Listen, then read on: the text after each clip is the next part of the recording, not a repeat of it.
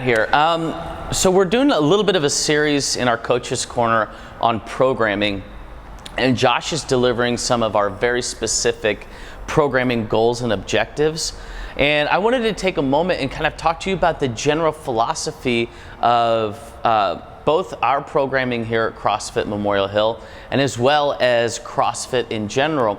So most people are familiar with a bodybuilding style workout. So that means like training your body parts. And one of the things that we realize is that in looking at how people interpret that, they begin to see results fall off after about 8 weeks, and that's purely because they don't have the time to dedicate to a bodybuilding program. If you talk to any bodybuilders, their time in the gym is hours upon hours upon hours, trying to continually see results by doing what I would call spot welding the body.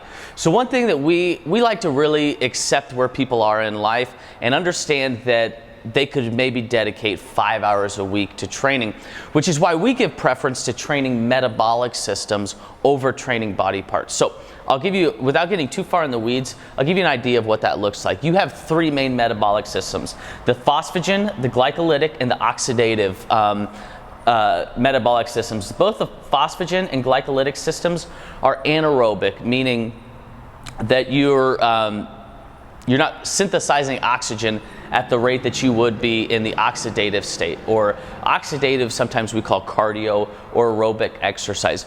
So really what you care about, what occurs in these two things, in the phosphagen and the glycolytic metabolic systems, that's where fat burning occurs. So when we talk about boosting your metabolism in your resting state, that occurs in the anaerobic state. So meaning you're performing high intensity, high power movements, and you're spiking that metabolism and then seeing that increased metabolism throughout the day.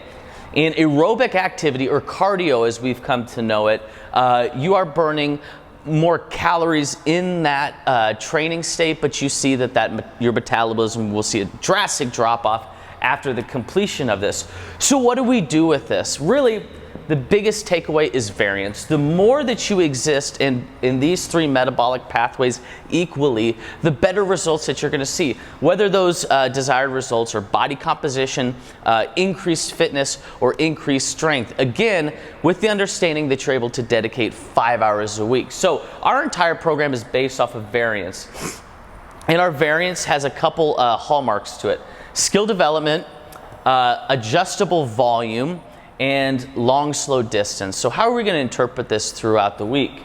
So let's just say, here's a sample week for you, Monday through Friday. We've got a high skill day on Monday, a long, slow distance or anaerobic day here, a high volume day here on Wednesday, an interval workout on Thursday, and then a high intensity workout on Friday. That next week, we're going to bump all those down the next week. So then the week after that, your high skill day will be on Tuesday, your long, slow distance or oxidative day will be on Wednesday, and so on and so forth, so that you have a broad exposure to these three metabolic systems.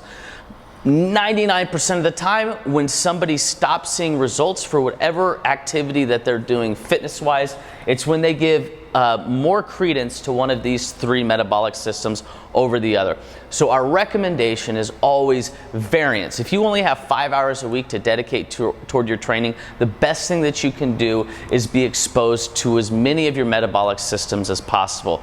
As always, if you guys have any questions, be sure and let us know.